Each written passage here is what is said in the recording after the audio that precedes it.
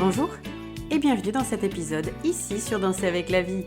Je m'appelle Ticia, je suis coach de vie et aujourd'hui nous poursuivons notre exploration des émotions qui nous aident à construire un équilibre intérieur durable. Nous avons vu dans le précédent épisode comment la motivation est une énergie essentielle pour avancer. Elle nous donne l'impulsion, ce feu intérieur qui nous pousse à agir, à démarrer un projet et à nous dépasser. Mais la motivation seule ne suffit pas. Sans une force complémentaire pour la soutenir, elle s'essouffle rapidement, nous laissant frustrés face à nos objectifs inachevés. Et c'est là qu'intervient une qualité fondamentale mais souvent sous-estimée, la patience. Nous avons commencé ce grand chapitre dédié aux émotions qui nous permettent de construire un équilibre intérieur en explorant la motivation. Comment elle fonctionne et pourquoi elle fluctue. Pourquoi compter uniquement sur l'élan initial est une erreur et comment transformer la motivation en une force stable grâce aux habitudes et à l'action régulière. La motivation est l'étincelle qui allume le feu. Mais pour maintenir ce feu, il faut un carburant plus stable. Et c'est ici que la patience joue un rôle clé. Pourquoi avons-nous tendance à abandonner trop tôt, à douter ou à nous sentir frustrés par le temps qui passe? Et comment développer une patience active qui nous aide à avancer avec constance et sans nous épuiser? Car être patient ne veut pas dire rester passif. La patience n'est pas l'attente passive d'un résultat, c'est l'art de continuer à avancer avec persévérance, même quand les progrès sont invisibles. La société moderne nous conditionne à vouloir tout de suite. Nous avons l'habitude des résultats immédiats, une commande livrée en 24 heures, un message instantané, une gratification rapide après un effort minimal. Mais les choses les plus précieuses prennent du temps. Construire une relation solide, développer une compétence, atteindre un objectif de long terme, apprendre à mieux se connaître. Rien de tout cela ne se fait en un claquement de doigts.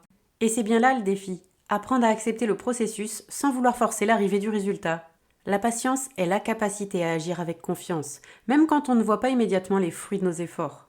Dans cet épisode, nous allons voir pourquoi la patience est un levier essentiel pour atteindre nos objectifs, comment cultiver une patience active qui ne tombe ni dans l'impatience ni dans la passivité, et je vais vous partager des exercices concrets pour apprendre à apprécier le processus au lieu d'être obsédé par le résultat. Installe-toi confortablement, prends une grande inspiration et ensemble découvrons le pouvoir insoupçonné de la patience. Nous avons souvent tendance à voir la patience comme une contrainte, une attente imposée, un frein à nos désirs d'instantanéité. Dans un monde où tout va toujours plus vite, où nous avons l'habitude d'obtenir des résultats immédiats, l'idée même d'attendre peut être frustrante. Mais en réalité, la patience est bien plus qu'une simple capacité à attendre. C'est une force intérieure qui nous permet de tenir sur la durée, d'agir avec sérénité et de persévérer malgré l'absence de résultats immédiats. La patience est essentielle, car elle influence 3 aspects fondamentaux de notre vie. Le premier, notre gestion des émotions. L'impatience génère du stress, de la frustration et des doutes, alors que la patience nous apprend à garder notre calme et à ne pas réagir dans la précipitation. En suivant, nos décisions et notre progression.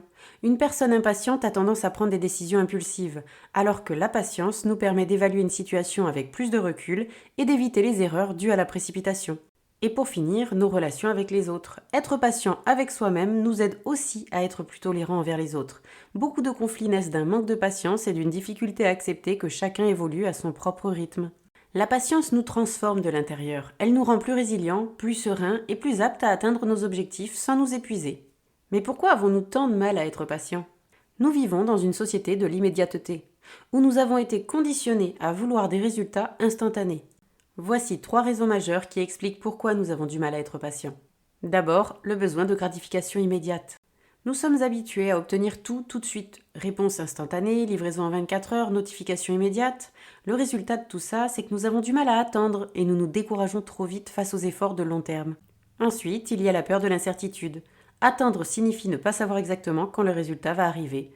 Nous avons souvent peur que nos efforts soient inutiles si nous ne voyons pas de progrès immédiat. Puis la comparaison aux autres. Nous voyons les succès des autres sans voir tout le temps et les efforts qu'ils ont fournis en coulisses, et cela nous donne l'impression que nous sommes en retard ou que nous devrions déjà avoir réussi. Accepter que certaines choses prennent du temps, c'est apprendre à faire confiance au processus.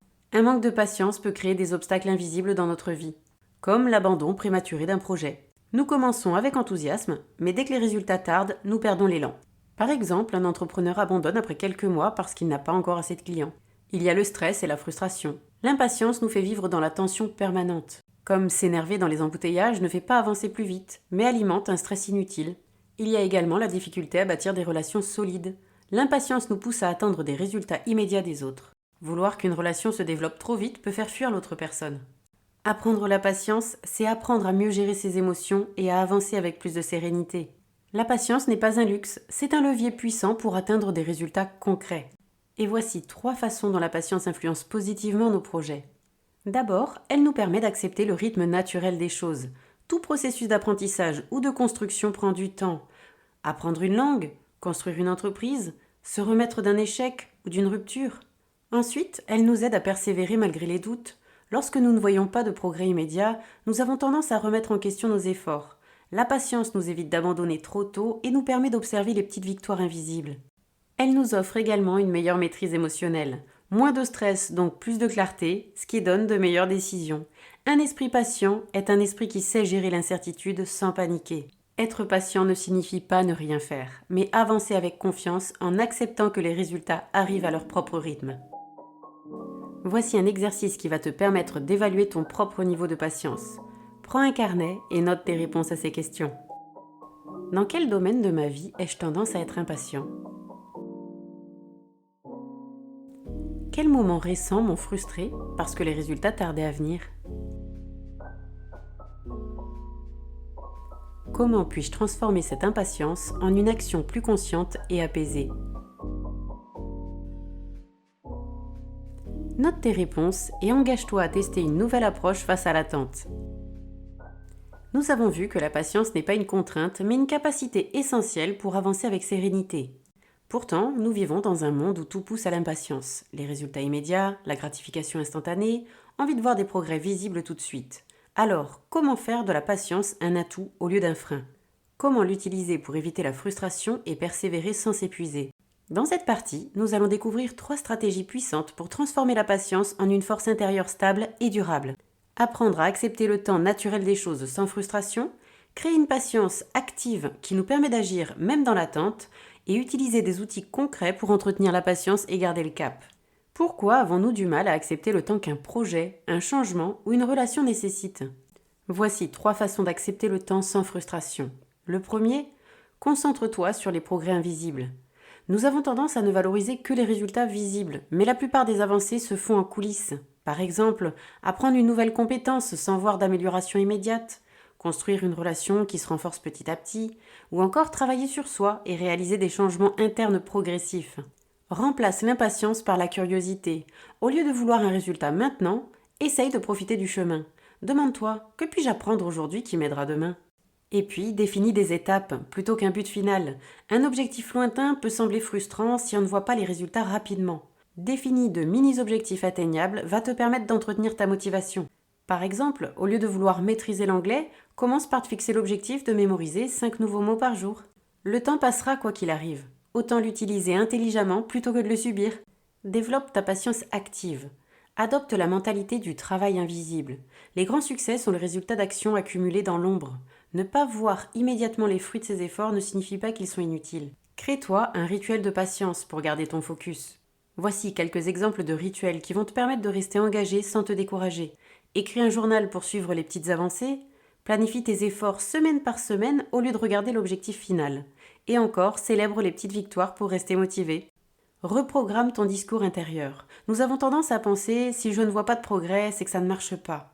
Remplace cette pensée par chaque effort invisible, compte et s'accumule. Le résultat viendra si je continue à avancer, et je ne vois peut-être pas les progrès, mais ils se construisent. Encore une fois, être patient, ce n'est pas rester immobile, c'est avancer avec confiance en sachant que chaque pas compte. Mais comment entretenir sa patience sur le long terme ? Comment éviter que l'impatience revienne et nous fasse abandonner ? Parce que nous sommes habitués à la gratification immédiate, nous devons intégrer la patience dans notre quotidien pour qu'elle devienne une seconde nature. Voici 3 outils concrets pour cultiver la patience sur le long terme. Le premier outil, c'est le journal du temps. Chaque soir, note 3 choses que tu as faites aujourd'hui et qui avec le temps porteront leurs fruits. L'objectif de ce journal, c'est d'apprendre à voir l'évolution là où on ne le remarque pas spontanément. Le second, c'est la visualisation du chemin, pas seulement le but. Au lieu de toujours penser à la finalité d'un objectif, visualise le parcours qui t'y mène. Imagine-toi dans 6 mois et réalise tout ce que tu peux déjà avoir changé si tu continues à avancer pas à pas. Le dernier outil que je te partage, c'est de prendre l'exemple de la nature. Rien dans la nature ne pousse instantanément. Les arbres ne forcent pas leur croissance, mais ils grandissent un peu chaque jour. Lorsque tu ressens de l'impatience, rappelle-toi que tout suit un cycle naturel. Cultiver la patience, c'est apprendre à faire confiance au processus. Voici un exercice final qui va te permettre de transformer ton rapport au temps. Prends un carnet et note tes réponses à ces questions. Dans quel domaine de ma vie est-ce que je ressens le plus d'impatience ? Quels sont les moments où j'ai déjà vu la patience porter ses fruits ? Quels petits rituels puis-je mettre en place pour rester patient et focus sur mes efforts ? Note tes réponses et engage-toi à appliquer un des outils vus aujourd'hui. Au fil de nos précédents chapitres, nous avons exploré 2 émotions fondamentales pour bâtir un équilibre intérieur solide. La motivation, cette énergie initiale qui nous pousse à entreprendre, à nous fixer des objectifs et à nous lancer dans de nouveaux projets. Elle est l'étincelle qui allume le feu de l'action. La patience, cette capacité à accepter le temps nécessaire pour voir nos efforts porter leurs fruits. Elle nous enseigne la persévérance et l'importance de savourer le chemin parcouru, même lorsque les résultats tardent à se manifester. Ces 2 forces, bien que distinctes, sont interdépendantes. La motivation nous propulse vers l'avant, tandis que la patience nous permet de maintenir le cap sans nous décourager face aux obstacles et aux délais imprévus. Mais que se passe-t-il lorsque, malgré notre motivation et notre patience, la vie nous confronte à des épreuves inattendues ? C'est ici qu'intervient une 3e qualité essentielle, la résilience. La résilience est cette faculté à rebondir après les coups durs, à transformer les défis en opportunités de croissance. Elle ne se contente pas de supporter l'adversité, mais nous invite à en sortir renforcés et plus conscients de nos ressources intérieures. Dans le prochain chapitre, nous aborderons les fondements de la résilience, comprendre ce qui la compose et comment elle se manifeste. Des stratégies pour développer notre propre résilience, des outils concrets pour renforcer notre capacité à faire face aux aléas de la vie. Vous trouverez une sélection d'ouvrages en description de ce podcast si vous souhaitez approfondir votre compréhension.